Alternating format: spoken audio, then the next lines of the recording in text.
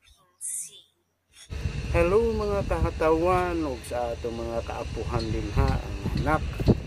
Ato ang bantayan karon ang social media o pagmaayo kay daghan kayo rong mga gihimo nga mga istorya sa mga dagko kunuhay mga edukado na nga tao pagkahuman mali pagyud ang gipangsulti sa iyang kinagwang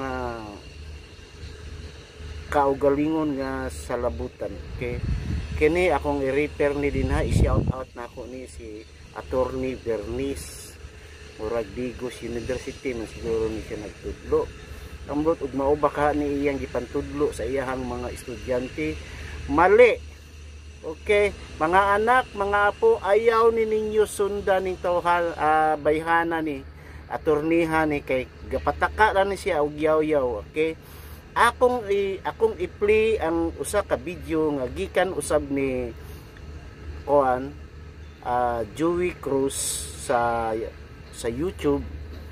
Ani legit ni sila gyud nga silang Sas Rugando Sasot ug si Elmer Hugalbut diya sa Cebu nga ila ning gihimay-himay unsay mga mali ining attorneyha. Humana gyud ninyo ning video ha kay nako tungod sa kataas ani putol-putulon nako ni himuon nako ning part 2 ug part 3 kung makaabot pa ni part 3. Okay, para makasabot gyud mo ayaw mog tuo dayon aning bayhana kay dili ni maayo iyang gipanulti karon. Okay, atong tan-awon ang iyang video. Let's go. Atin ang West Philippine Sea. Here are the legal reasons why. First, pwede ba ma-slow down, Sas? I mean, Joey? Ayan. I-slow down natin. May slow down ba to? May slow down ba yan? Wala, no? Parang wala eh. TikTok video kasi. Ito, speed. Ayan, 5. Ayan. attorney, atin ba talaga ang West Philippine Sea? Yes, atin ang West Philippine Sea. Here are the legal reasons. I-normal mo na lang na ikakairita yung boses. Ayan. Ay, i-play ko muna dire-diretso ha. Pagkatapos mag-react tayo ng part by part. So, okay, go. Ayan. attorney, atin ba talaga ang West Philippine Sea? Yes, atin ang West Philippine Sea. Here are the legal reasons why. First, atin ito based on Article 56, Section 1B of the UN Clause. Or the Sandali. Pause. Article 56. Naka-ready na, Sas? Hindi, article. Okay, and then? Ayan.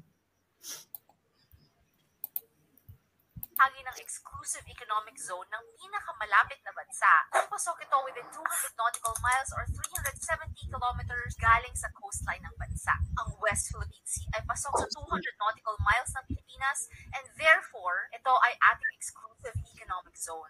Meron tayong sovereign rights over West Philippine Sea. Yung buong karagatan dito, mga reefs and shoals like Scarborough, Ayungin Shoal, at iba pa. Which means we have every right to make use of the natural resources there. Eksklusibo ang karapatan natin sa mga likas na yaman dito tulad ng langis, gas, mga isda at iba pa. Walang ibang bansang pwedeng umagaw. Second, atin ito dahil panalo ang Pilipinas sa kaso laban sa China before the Permanent Court of Arbitration in The Hague, Netherlands. Noong July 12, 2016, after 3 years na pagkakaso, sabi ng tribunal na walang karapatan ang China over the West Philippine Sea at walang basehan ang historic rights nito. United Nations mismo ang nagsabi nito, and mind you, China is a member of UN and a signatory of UNCLOS. UN? Wow! UN daw ang nagsabi? South China Sea should be named and called West Philippine Sea dahil atin ito. Hindi, i-rewind po nga. It should be called West Philippine Sea dahil atin nga. Mind you, Ano? Sige, play. China is a member of UN and a signatory of UNCLOS. So, ang contested area na tinatawag ng China na South China Sea should be named and called West Philippine. Should be named and called West Philippine Sea. South China Sea should be renamed West Philippine Sea. Putang ina. They should be named, not renamed. Yung Should be areas daw claimed Na by tinatawag, China. yung tinatawag daw ng China, ang area na South China Sea, it should be named as West Philippines. Putang Yes. tinitingnan ko yung ano nito, LinkedIn. Professor of Law sa Corhesu College, Digo City. Mali ito, Davao. Davao, Digos. Ayan o, Wow. Professor of Law, Corhesu College, Digo City. Mali. Okay, Diyos ko din, nakakaloka, ang boba. Play. I know. But we have to be even yung we have to be really patient kasi ang dami talaga nito. Gusto kong isa-isahin because I want this segment to be a shareable content. Okay. Because definitely a lot of Yultong kids are going to use this as reference diyan sa West Philippine Sea Ayan. Tapusin natin yung video. Sige. Dahil atin ito. Article 12, Section 2 of the 1987 Constitution states that the state shall protect the nation's marine wealth in its archipelagic waters, territorial sea, and exclusive economic zone, and reserve its use and enjoyment exclusively to Filipino citizens. This is Attorney Bernice Piñol Rodriguez breaking down the law for you in less than 90 seconds, except this one. Share your thoughts in the comment section below and follow me if you want to learn more. Remember, know your rights and do what's right. Ayan. Okay, where do we begin? We begin dun sa una niyang sinabi. Okay. Eto. Article? Atin ba talaga Ha? Isa-isayin natin yung ano. Ito, isa-isahin natin. Ayan. ang West Philippine Sea? Yes, atin ang West Philippine Sea. Here are the legal reasons why. First, atin ito based on Article 56, Section 1B of the UNCLOS, or the United Nations Convention on the Law of the Sea. Ayon sa UNCLOS, ang isang karagatan ay bahagi ng exclusive economic zone ng pinakamalapit na bansa. Kung pasok ito within 200 nautical miles or 370 kilometers galing sa coastline ng bansa. Ang West Philippine Sea ay pasok sa 200 nautical miles ng Pilipinas and therefore, ito ay ating exclusive economic zone. Ayan. Sige. Sige, tuloy ko yung part na to. Tayong sovereign rights over West Philippine Sea. Yung buong karagatan dito, mga reefs and shoals like Scarborough, Ayungin Shoal, at iba pa. Which means we have every right to make use of the natural resources there. Eksklusibo ang karapatan natin sa mga likas na yaman dito, tulad ng langis, gas, mga isda, at iba pa. Walang ibang bansang pwedeng umagaw. Second, atin ito. Okay, dun muna. Walang ibang bansang pwedeng umagaw. So, she was talking about the Philippines having legal right over the West Philippine Sea dahil exclusive economic zone raw natin yung West Philippine Sea. Ngayon, pag exclusive economic zone raw, meron tayong sovereign rights. At ang anak ng mga sovereign rights na yon ay yung i-exploit ang mga natural resources doon to the exclusion of others. Okay, himay-himayin natin, no. Ito naman si attorney. Ate, alam kong 5 units lang ang international law sa law school sa Pilipinas. Intro pa. True. Intro pa. So, hindi, bago yan, kailangan po tayo mag-basic, no? Huwag kang magaganyan mo. What are the sources of international law? Sino makasagot? Sino bang pang-rowan dito? Sinong pang-rowan dito? Saan matatagpuan ang sources of international law? Sources of international law. Treaties, international customs, generally widely recognized principles of law. Saan nanggaling yung ano na yan? Ito po ay nasa article. Anong article ito ng ICJ? Alin? Yung sources of international law. Sources of international. Anong article? ICJ, International Court of Article Justice. 38. Okay. So, ano ang Article 38. Article 38. So, ano ang sources ng international law?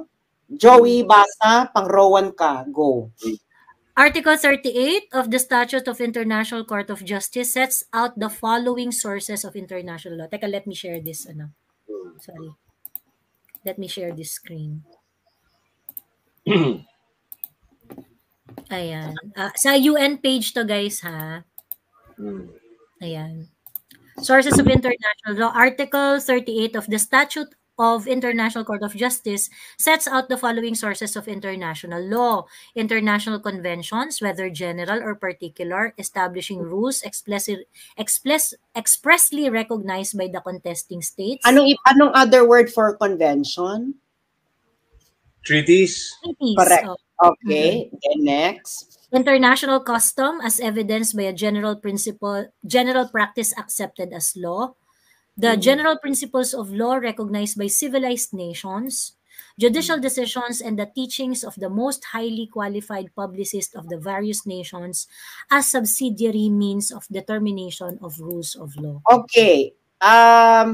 So alam nyo na ito ang mga sources ng international law.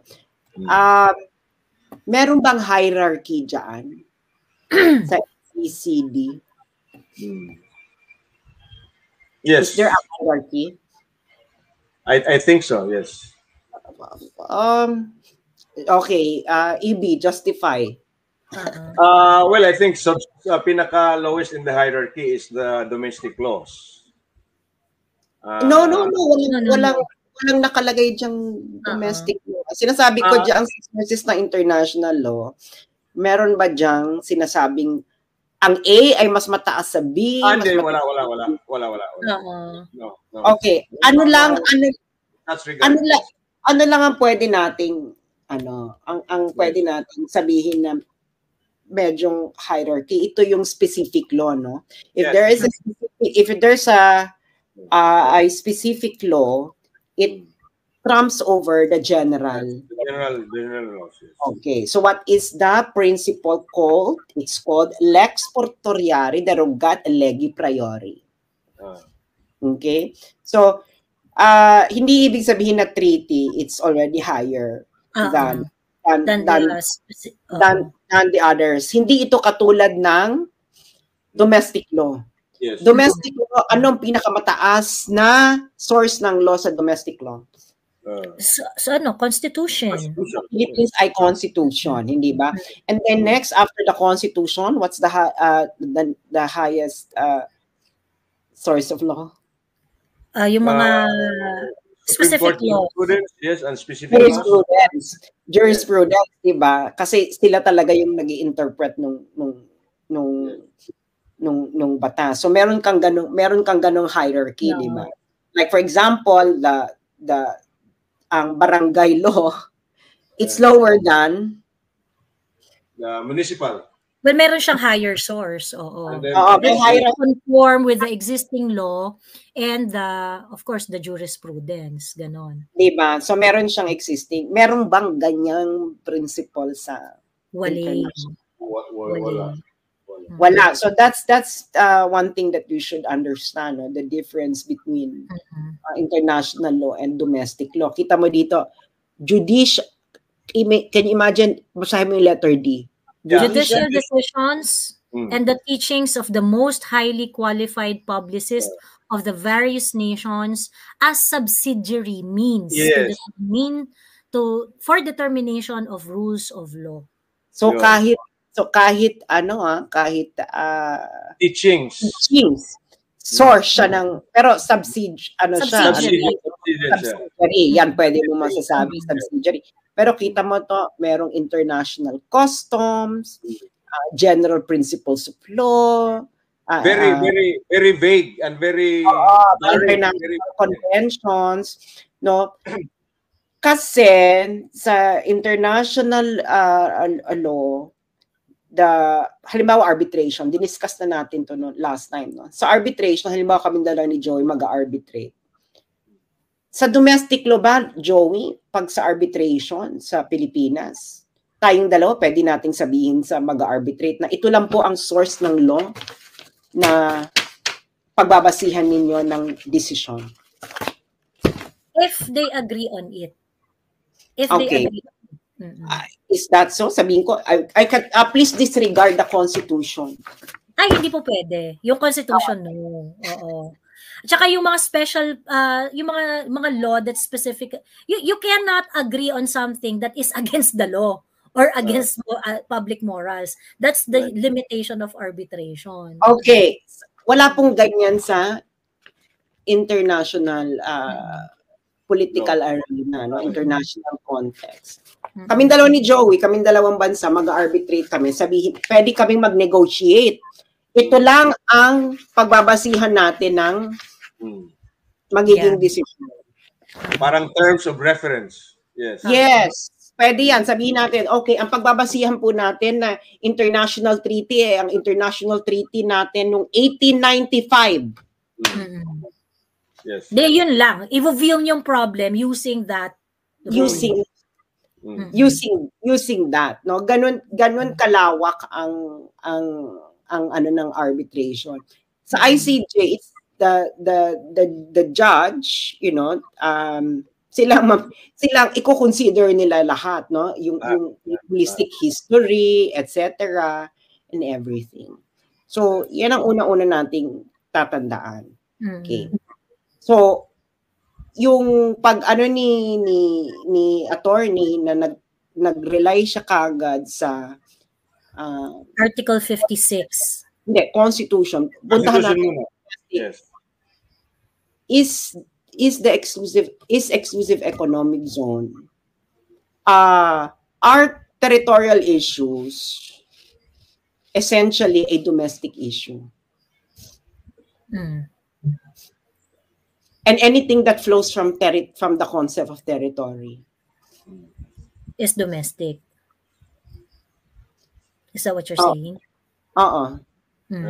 Is the issue of territory, well, I'm gonna be exact, no, kasi merong domestic level of territory, like for example, territorial issue ng Taguig and jurisdiction issue pa rin. So, ng Taguig and ano. So, Tio Moreno appeal sa live. Anong appeal sa live? So ano yung ano niya? Ano yung pinagkaiba niya? So, is territorial issue a domestic issue or international issue? It is an international issue because you're gonna take away space of others. Not others, but because the space relate to an international space. Yeah, it's not really about others. So it's common. Parang the earth is common. You're taking up space that is going to be.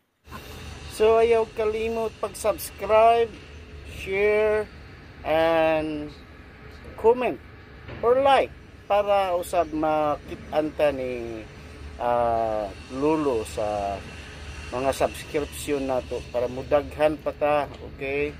O ayaw pod kalimot pag-subscribe ni Joey Cruz, okay?